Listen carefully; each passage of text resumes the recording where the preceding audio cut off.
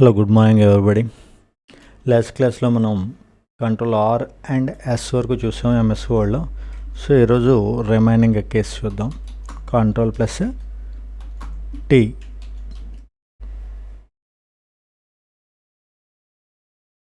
Okay, tab indentation అంటాం దీన్ని. చూడండి, మీరు ఏదన్నా ఒక మ్యాటర్ టైప్ చేసేటప్పుడు సబ్జెక్ట్ పెడతాం కదా. ఫస్ట్ మనం ఏదైనా ఒక లెటర్ టైప్ చేసేటప్పుడు సబ్జెక్ట్ టైప్ చేస్తాం. ఇక్కడ మీరు ఏదో ఒక మ్యాటర్ టైప్ చేస్తూ వెళ్తారు. ఓకే, ఇది నెక్స్ట్ లైన్లోకి వచ్చిన తర్వాత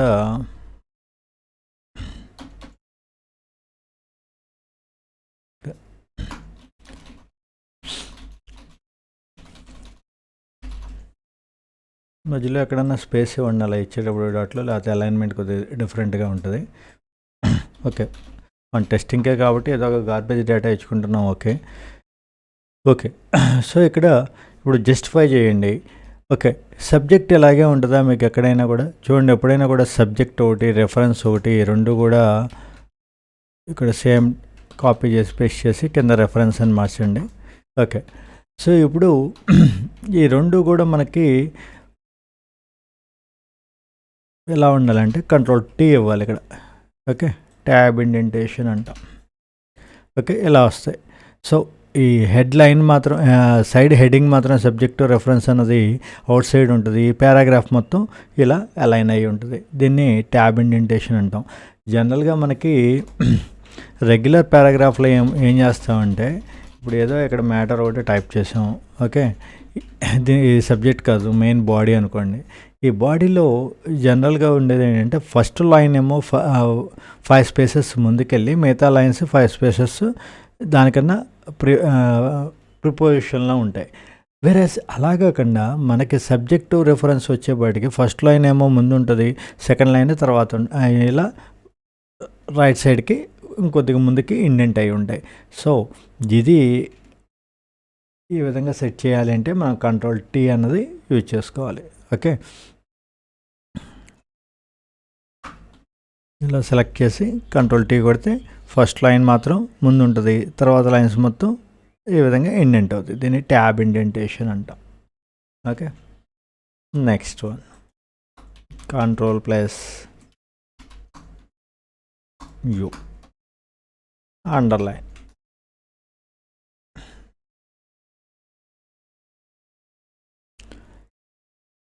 ఓకే, అండర్లైన్ గురించి తెలిసిందే కదా, ఆల్రెడీ మనం అది ముందు చెప్పుకున్నాం కదా. బోల్డ్, ఇటాలిక్ అవి చెప్పుకునేటప్పుడు అండర్లైన్ గురించి కూడా చెప్పుకున్నాం. సో కంట్రోల్ యూ ఇచ్చినట్లయితే కనుక ఏదన్నా ఒక వర్డ్కి అండర్లైన్ అన్నది వస్తుంది. సో అలాగా అండి, ఈ అండర్లైన్ అనేది ఒక్కోసారి మనకి ఇంకా డిఫరెంట్గా వేరే స్టైల్స్ కావాలి. అప్పుడు ఏం చేయాలంటే అండర్లైన్ స్టైల్స్లో కంట్రోల్ డి కొట్టినట్లయితే కనుక ఫాంట్ డైలాగ్ బాక్స్ వస్తుంది. ఇందులో నుంచి మీకు కావాల్సిన అండర్లైన్స్ని మీరు కస్టమైజ్ చేసుకోవచ్చు. ఓకే, డిఫాల్ట్ అండర్లైన్ మాత్రం కంట్రోల్ డి ద్వారా ఇచ్చింది, కంట్రోల్ యూ ద్వారా ఇచ్చింది డిఫాల్ట్ అండర్లైన్ వస్తుంది. సాధారణంగా ఎప్పుడు మనం రెగ్యులర్ స్టైల్లో చేసేది.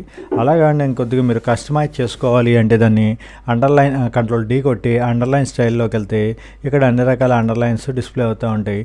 ఆ అండర్లైన్ యొక్క కలర్ కూడా మీకు ఏదైనా మార్చాలి అంటే కనుక ఇక్కడి నుంచి ఆ కలర్ కూడా మార్చుకుంటారు.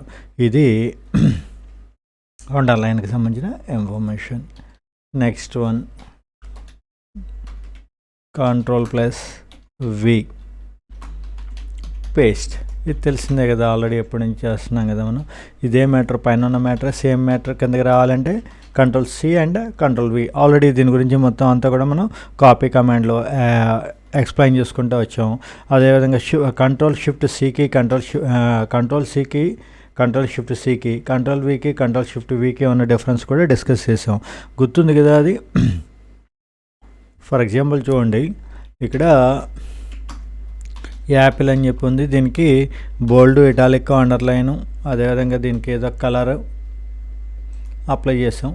ఇవే స్టైల్స్ మళ్ళీ వేరే దానికి రావాలి అనుకున్నాం. జస్ట్ ఏ మినిట్, ఇక్కడ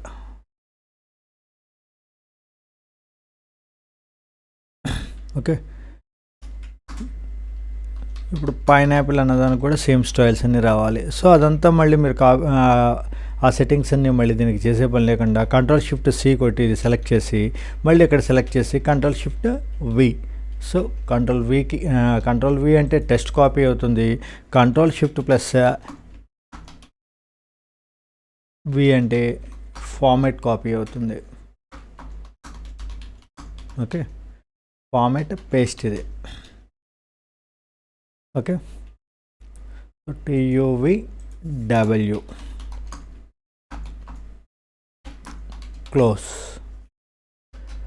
క్లోజ్కి ఆల్రెడీ Alt F4 ఉంది కదా, మళ్ళీ ప్రత్యేకించి మనకి ఈ Ctrl+W ఎందుకు? మరి డిఫరెన్స్ ఏంటంటే Alt F4 ఇస్తే కనుక ఎంటైర్ MS వర్డ్ మొత్తం క్లోజ్ అయిపోతుంది.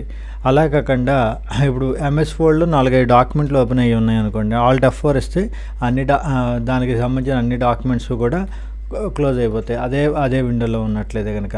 అలాగంటే కరెంట్ డాక్యుమెంట్ ఒకటి మాత్రమే మనం క్లోజ్ చేయాలి అంటే కనుక Ctrl+W వేస్తే కరెంట్ డాక్యుమెంట్ మాత్రమే క్లోజ్ అవుతుంది. ఓకే, అయితే ఇప్పుడు మామూలుగా Alt F4 అన్నది అదివరకు మీకు అన్ని డాక్యుమెంట్స్ ఈజీగా క్లోజ్ అయ్యాయి. ఇప్పుడు న్యూలోకి వెళ్తే ఇప్పుడు సిస్టమ్ ఏంటంటే కొద్దిగా ఎలా అప్గ్రేడ్ చేశాడంటే ప్రతి డాక్యుమెంట్కి కూడా వేరే ఒక MS వర్డ్ విండో ఓపెన్ అయిపోతూ ఉంది. ఇలా ఓపెన్ అయినప్పుడు Alt F4కి Ctrl+Wకి పెద్ద డిఫరెన్స్ ఏమి ఉండదు. కరెంట్ డాక్యుమెంట్ని మాత్రమే క్లోజ్ చేస్తుంది. ఓకే, అలా కాకుండా ఇంకోటి క్లియర్గా అర్థం కావాలంటే చూడండి, మనం డాక్యుమెంట్ని క్లోజ్ చేసాం కానీ Alt F4 కొట్టినట్లయితే కనుక ఫర్ ఎగ్జాంపుల్ ఇక్కడ ఒక డాక్యుమెంట్ ఓపెన్ అయ్యి ఉంది. ఓకే, సో ఇప్పుడు Alt F4 కొడుతున్నా చూడండి, ఎంటైర్ MS వర్డ్ క్లోజ్ అయిపోయింది. అలా కాకుండా మళ్ళీ వర్డ్ ఓపెన్ చేయండి, ఒక డాక్యుమెంట్ ఏదో ఒకటి టైప్ చేయండి, ఇప్పుడు Ctrl+W కొట్టండి. ఓకే, దీన్ని క్లోజ్ చేస్తే ఏమైంది? డాక్యుమెంట్ మాత్రమే క్లోజ్ అయింది తప్పితే MS వర్డ్ అన్నది ఇలాగే ఉంది. ఓకే, సో డాక్యుమెంట్ మాత్రమే క్లోజ్ చేయాలంటే Ctrl+W, మొత్తం అంతా కూడా ఎంటైర్ విండో మొత్తం క్లోజ్ చేయాలంటే కనుక Alt F4.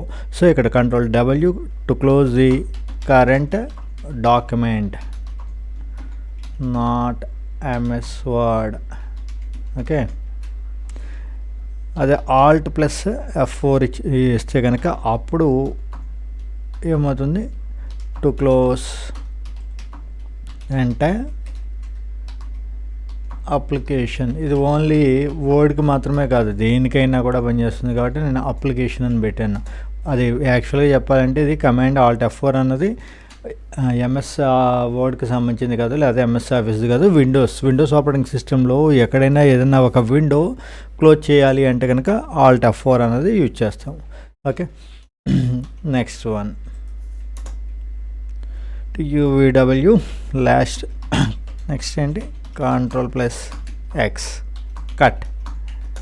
ఇది తెలిసిందే కదా, మనం ఆర్డర్లో వెళ్తూ ఉన్నాం కాబట్టి మళ్ళీ ఒకసారి చెప్పుకుంటున్నాం. కానీ ఆల్రెడీ కాపీ అండ్ పేస్ట్ చేసుకుని చెప్పేటప్పుడు కాపీ అండ్ పేస్ట్కి కట్ అండ్ పేస్ట్కి డిఫరెన్స్ గురించి చెప్పుకున్నాం.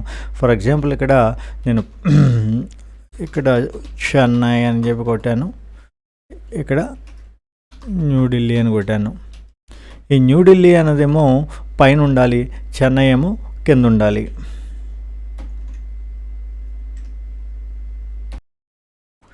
సో మామూలుగా అయితే ఏం చేస్తాం, ఈ న్యూఢిల్లీని కాపీ చేసి Ctrl+C కొట్టి ఇక్కడ ఎంటర్ ఇచ్చి ఇక్కడ పేస్ట్ చేసాం. ఓకే, బాగానే ఉంది. కానీ మళ్ళీ ఇక్కడ న్యూఢిల్లీని డిలీట్ చేయాలి కదా.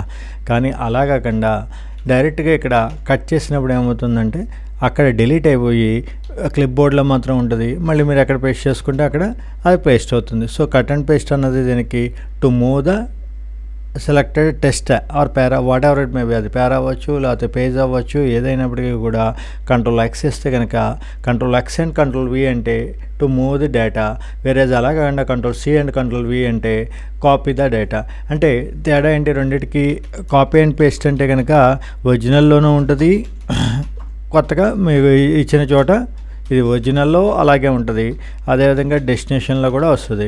వేరేజ్ కట్ అండ్ పేస్ట్ ఇచ్చినప్పుడు ఏమవుతుంది, ఒరిజినల్లో ఇక్కడ ఒరిజినల్ డిలీట్ అయిపోతుంది. ఓకే, దీనికి స్ట్రైక్ త్రూ ఇచ్చుకోండి, Ctrl+D, ఒరిజినల్ డిలీట్ అయిపోతుంది, డెస్టినేషన్ మాత్రం అలా ఉంటుంది.